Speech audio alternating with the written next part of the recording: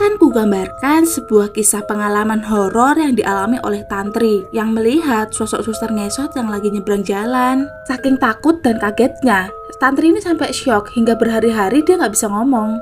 Jadi gini ceritanya, Tantri ini kan punya Pak D yang rumahnya agak jauh dari rumah Tantri. Dia pengen main tuh ke tempat Pak D-nya. Waktu di tempat Pak D, Tantri itu seneng banget soalnya di situ banyak temen dan Tantri keasikan main. Gak kerasa hari itu udah mulai mau gelap. Tantri yang usianya tuh 11 tahun, mau gak mau, berani gak berani harus pulang sendiri berjalan kaki. Soalnya orang tuanya tuh udah berpesan kalau pulang sendiri aja ya, jangan repotin Pak Demo. Ya udahlah, mau gak mau pas mau menjelang maghrib, Tantri pamitan. Perjalanan dari rumah Pak D ke rumah Tantri itu cukup jauh, Besti. Tantri ini harus melewati sebuah lapangan bola yang penerangannya itu gak banyak, jadi kayak remang-remang gitu, Besti. Habis itu harus ngelewatin makam, terus harus ngelewati kampung, tapi kampung ini biasanya sih rame. Namun, keluar dari kampung yang rame tadi, Tantri ini harus ngelewati jalanan aspal yang gak terlalu lebar sih, tapi sangat sepi. Nah, terus di sebelah kanannya itu perkebunan karet. Nah, sedangkan sebelah kirinya itu adalah makam lagi. Tapi, makam yang kedua ini tuh luas banget, Besti. Sebenarnya nih, Tantri itu takut banget, Besti, tapi dia nggak punya pilihan lain. Coba bayangin kalau kalian, pasti nggak berani kan? Karena merasa takut, Tantri ini berjalan setengah berlari, jadi kayak cepet banget gitu. Nah, tiba-tiba aja Tantri ini dia ngerasa ngerinding, kayak ada angin gitu, wis.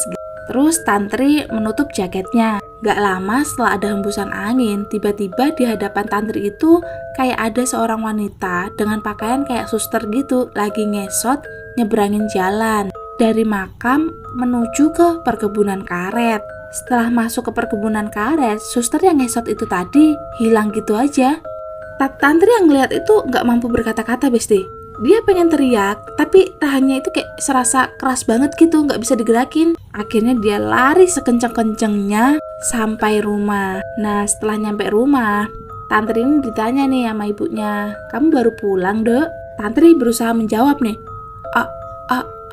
tapi lidahnya itu kaku banget, Besti. Mulutnya udah beberapa kali dibuka nih, tapi yang nggak ada kalimat yang keluar. "Dok, kamu kenapa?"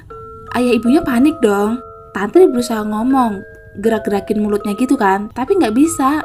Keesokan harinya, Tantri ini juga belum bisa ngomong. Akhirnya di hari ketiga, orang tuanya Tantri ngajak Tantri ke orang pinter, dan disitulah Pak Kiai ngedoain Tantri dan akhirnya Tantri bisa ngomong lagi. Ternyata Tantri itu shock. Besti, pokoknya kalian ya kalau mau maghrib jangan pernah keluar dari rumah ya. Soalnya Besti, pergantian siang ke malam itu adalah waktu yang digunakan makhluk-makhluk halus untuk keluar dan berkeliaran.